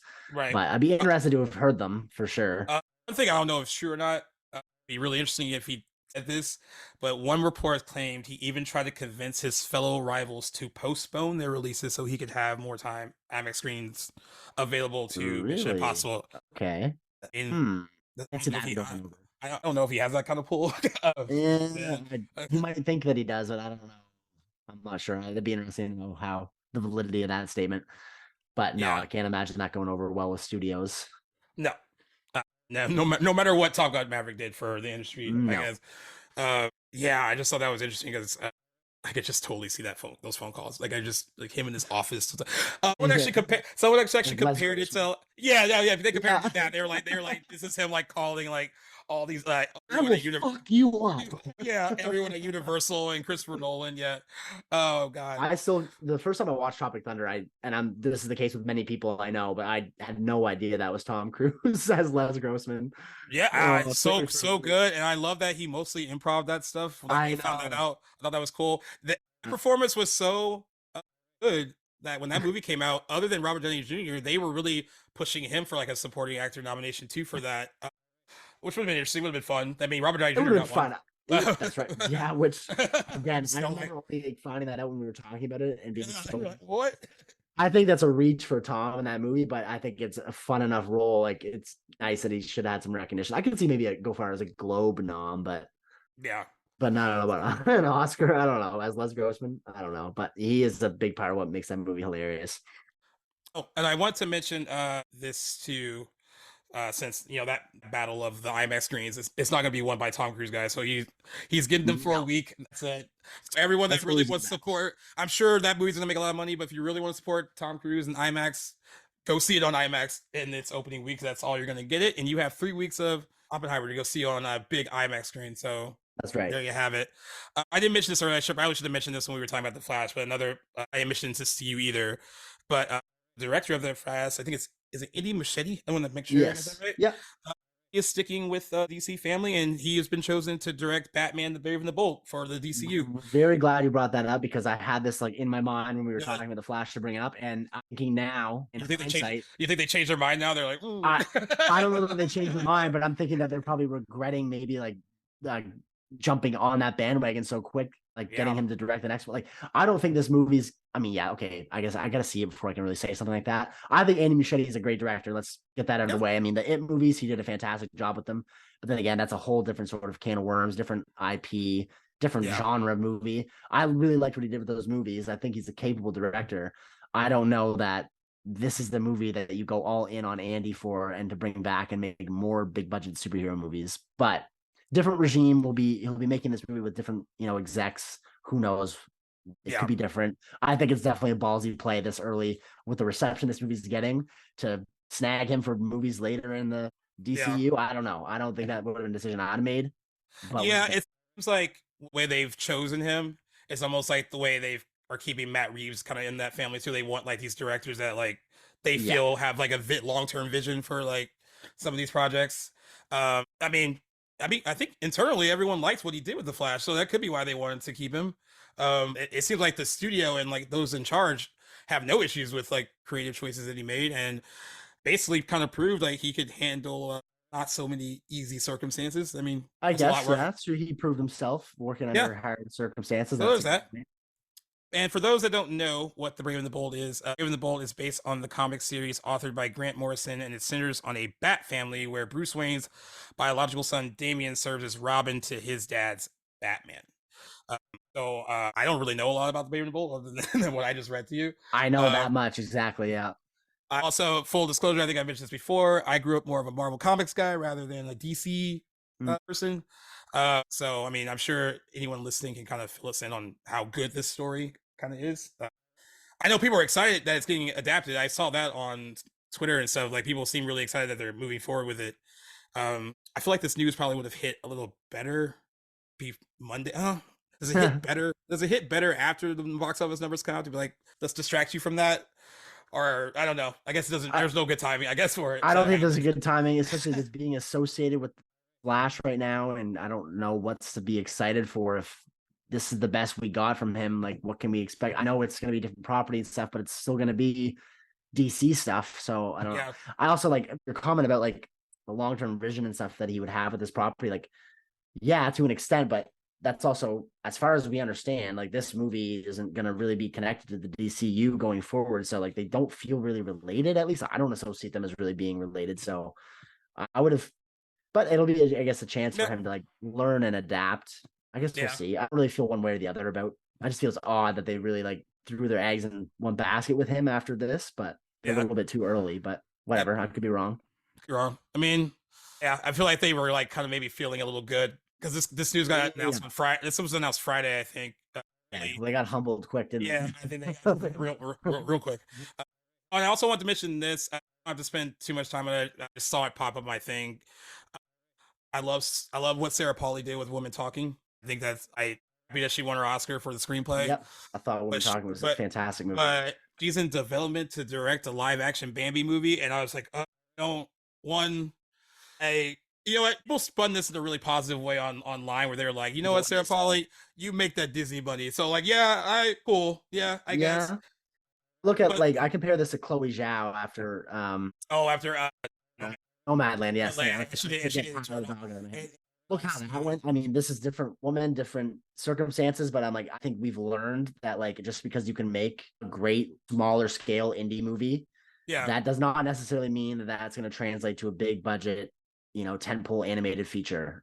Eternals wasn't animated, so different comparison, but one does not necessarily mean you can helm the other. And I feel like, give her some time to hone her craft and make something prove her worthwhile, because this has been proven already to not be a winning strategy. Eternals still is like, I think they're still kind of getting over the this reminds me of like the Barry Jenkins did Moonlight and If Beale Street Could Talk, Yes. and then now he's doing that What's he doing? Lion King live action sequel. And I was like, why? I mean, I'm not saying that these people shouldn't. I mean, if they feel like they can bring something to these projects, I'm just so tired of the live action Disney thing. Oh my god, yeah. But I mean, I guess maybe I should look at it the way everyone else is. Like, yo, Sarah Polley, make that Disney money, and maybe you can like fund some smaller indie project you want to. I guess on. I always forget that is like a reason That is why. a reason why sometimes. What But yeah, is per that? Deadline, this new take is said to be a musical, and it will feature music from six-time Grammy-winning country star Casey Musgraves. Okay. Micah Fitzgerald Blue and Noah Harpster are also said to have written the most recent draft of this script, but it is also still kind of in the early development phase. I mean, I just saying, guys, the original Bambi, the cartoon, was not a musical, so this is going to be That's all what new. I'm growing about. Man, I'm sure they just want to make a new generation of kids cry when Bambi's mom dies. as if they're gonna go anywhere near showing that though. You know, Disney doesn't have the balls to do anything like that. I'm just like, why can't you kill them to make it? I know that this is not a surprise. They've had this huge slate of classics that they're adapting into live action. Right. But would it kill them to make something original? Like, actually, at this point, I think it would. Like, I think they're terrified to do something original. Who wants this? Well, I know. Well, they're like, well, I guess they're recent examples. They're like, hey guys, we gave you Elemental. You guys can go see it. Yeah. What was that one last in November? Okay, fair. Strange Worlds or a Strange World, whatever. That flopped too for them. And I was like, original idea. But just because your original ideas tank doesn't mean you give up on them. You just keep trying until you get one that hits. Exactly. It's not like they're making anything better with their live action remakes. Yeah, that's crazy. But yeah, Sarah Polley, do you? I just wish you were doing something else. But this is the case. This is the exact reaction I have whenever some big name gets attached to the next Marvel movie, because then it ends up going how it goes, and I'm like, I would have loved to see this creator do something original instead of like Sam Raimi doing Doctor Strange 2. I would have loved to see him do something original and crazy. That's just one example of many. But yeah, no, Sarah Polley knocked it out of the park with Woman Talk. I'd love to see her do something original. But you're right. You know what? If this goes well for her, then maybe she will be able to finance another original product. That's always or project rather product. It's a product when it's Disney. It's a project when it's not. That's true, right? Yeah. That's a good point. Alrighty, does that bring us to this weekend's I believe prediction? I believe it does, yes, which is an interesting one this week. It's an interesting one. We almost didn't do it. We were going to do it, I think, for a second, but then we said fuck it. Because it's like, it's not like a release like The Flash, but I think this is an important release because the movie we're talking about is No Hard Feelings with Jennifer Lawrence. It is kind of being dubbed as this like kind of return to form for like the R-rated raunchy comedy. Okay. But like we've said on previous episodes, like these haven't really done that well box office wise recently. Like we were a long way from like Superbad and The Hangover and Neighbors and stuff like that used to kill. They used to kill it. The interesting thing about this one is I think press screenings are going on right now, so I don't know what the early word is so far yet. I think I read one guy, Darren's Movie Reviews, that listens to us. He gave it a good review. I read his, and he gave it a pretty solid review. I haven't seen like a mass amount of reviews from early screenings yet. That'll probably go a long way to seeing how this does.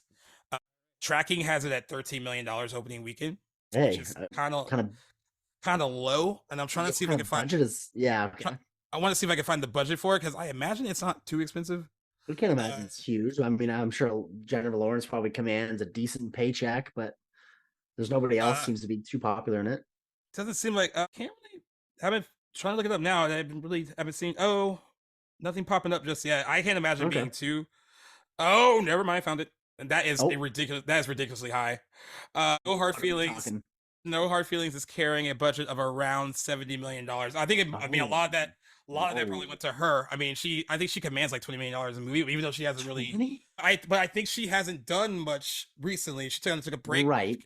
She had a kid too, like married, all that. It's funny. We had a similar discussion, even though it was a smaller budget. We were talking about Can't Really Wait and the $12 million. I was like, where'd that go? That's right. What'd you guys spend that on? Recreating that house so they could party in? I don't know. Sometimes comedies like this have stupid big budgets, and I think it's mostly because of the stars that are attached to them. I guess, yeah. It's not like, I mean, I can imagine much of it's going to like effects or anything like that. I don't really know where they're spreading this money out to, but You're definitely right. Just back to an earlier comment you made about movies and their budgets like just being massive these days. Like I feel like have people forgotten how to allocate money towards things and be conscious with our financing? Like, why does this movie need to be? And there's so many examples where they're like, "Oh, we lost so much money on that." Like, okay, then don't How like are you losing money on stuff? Like what? don't spend $70 million on like comedy. Like it's not an action movie. This should be half of that. Like I guess like you know a lot of it going to J-Lo, that makes sense. But like I mean, trying to negotiate with her, like she needs this. I feel like actually now that I say that, I might walk that back. I was gonna say she needs this movie more than they need her, but now I kind of feel like it might be a mutual thing because she hasn't been in anything crazy in the last few years. Yeah, I don't think she made anything last year. Her last credit I think is Red Sparrow, wasn't it? yeah. Was it? Has it been that long? 2021. That's the last thing I can think of anyway. Oh shit, She maybe. might have been like one smaller movie, I think maybe after that, but Oh wait, no, she did a Netflix one. That Look Up. She was in that. oh right, okay, well, but that's 2021 as well though. Yeah, but there was like, man, yeah, she's had a gap, and considering because she was in everything for a little bit. Oh she was yeah, like she was in back to back to back movies for yes. a long time. Uh, God, so if the normal, like, by the way, just long term, if the normal 3.5 times your production budget is like applies here, it needs to make $175 million worldwide to break even. That is insane. Like it's doing that. I don't think it's doing that either. We'll just talk the opening weekend. Yeah, Every one thing at a time. every time I've seen the trailer, movies I've seen recently, people seem to like it. Okay. Like they're laughing at it and stuff. And I think from the creators of Boys is like a good start. Like throwing that in there too, because Okay, that movie made me laugh. that movie made money too. That's one of like probably one of the most recent examples of a movie like that. I think it's because it's kids saying the F word though that was right. brought people to see that. I don't think it was like fantastic by any means, but it had some good laughs. So I mean, we'll see. If we have to go back to a female leading raunchy R-rated comedy, we mentioned it before, but Trainwreck, that was in 2015. Right. Oh my god. That was God. in 2015. I'm feeling and Trainwreck, thankfully, more modestly budgeted at $35 million budget. that seems it. Opened, that movie opened to $30.6 million when it opened in 2015, grossed $110.2 million in domestically and $140.8 million worldwide. That's a big hit for something like that. But that's the last kind of real big example we've had of a movie like this in 8 years. And doing huge numbers. Yeah, I've been like overestimating all these lately. So I had an original number, but I'm going to go down. Okay, I want to know what your original was, though. I was going to say 20. Okay. I'm knocking it down to 15. And it's tracking at 13? Yeah. Okay. Well, I don't know what it is. I just feel like this movie is going to have a more powerful opening weekend. I like the number 18, and I also think that like Jennifer Lawrence is a stronger pull than Amy Schumer by a landslide. And maybe, you know what, it'll be the right amount of time since we've had something like this that audiences are going to want to. Honestly, when was the last like really like straight up comedy we've had to go see? I feel like everything these days is superhero. So I have a feeling that like teens and like young adults and like parents looking for a night out are going to go see this in droves. I just have a feeling. Maybe not droves, but Game Night came out in 2018. I mean, that's one of the ones I remember. Yeah, I loved Game Night. That made $117 million worldwide. Shit. On a $37 million budget, you can make these movies for cheap. Okay, and they had a big cast too. I mean, Jason Bateman, Rachel McAdams, like there was a big Jesse Plemons. There's a huge cast in that movie. Something's weird. And honestly, the movie had legs too. It didn't have a huge opening weekend, but it played well like in the subsequent weeks that it was out. So yeah, I mean, I would love if it overperforms. I would love to see it. Like but tracking was tracking wasn't even accurate on the Flash. Like they lowballed it, and it was still that's lower than that. But yeah, I'll do 15. I'm gonna go 18. Always have a difference of 3 million. It seems 3 million. Yeah, we do. But we're rooting for you, Jennifer Lawrence, and I think the movie does look funny, and hopefully it does well and brings these kind of movies back theatrically. I mean, we are getting them, I think, streaming wise, but like they're not really in the theaters anymore. So hopefully, No Hard Feelings does some good business. Yeah, I think that's about it. I do want to announce too, because I got this message before we started recording. The Mixed Reviews podcast got back to me and about the Fast and Furious collection. They did win that, so I actually have their address and everything. So I'm going to ship that to them this week. I'll be on our socials ahead of you hearing it on here, but still have to announce another. Wait a little bit longer Maybe one more week we'll call it. One more week, and I'll we have to kind of redraw for the Raging Bull one, and I'm still going to give the person a chance to maybe they're busy, maybe just life happens, whatever. But yes, at least we can announce that one of them get back to us, and I got their shipping information, and they will be getting their Fast and Furious 4K movie collection, and they seem very excited about it, so cool. Yeah, well, thank you for listening and for entering the draw, because that's huge, and it paid off. Good for them. All right, our first big news show in like forever. Yeah, it feels like. And honestly though, like probably like close to 3 weeks now. This is episode 103, is it not? And we took a little break from episode 100 onward, so it's nice to be back to business and back to the regular, even though it was kind of like a dismal. Very sad. Like, none of it was really like positively spun, but I mean, it's kind of fun to. It's just life. Yeah, exactly. That's how it is. But guys, if you're listening, it means you've made it to the end of episode 103 of Back to the Blockbuster. Thanks a lot for sticking with us and for being along with the ride. For those of you that listened at the end of episode 102, you guys will remember we were plugging Chris Stuckman's movie, The Oaks, which is currently they are looking to fundraise a little bit more money to get through their VFX part of the editing process. For those that don't know, Chris Stuckman is a YouTuber turned filmmaker who's making and now in the post-production process of his first feature film. So if you guys are interested in, supporting a first-time feature filmmaker, especially someone that has been in the game for a long time, this guy is like a YouTube, movie review god. Is to go support him. You can do so at shelbyoaksmovie.com. So go over there and do that. And guys, thanks a lot for joining Gaius and I on this week's episode of Back to the Blockbuster. Hope it was an exciting episode. I hope it is as fun a listen as it was to discuss Gaius. It's always a pleasure. And you guys know the drill, where to find us anywhere on social media or wherever you guys get your podcasts at Back to the Blockbuster. Thanks for joining us in episode 103. Gaius, I'll talk to you this week. You have a fantastic week. Looking forward to seeing you next time. Yep, for sure. Fantastic. Peace out, guys.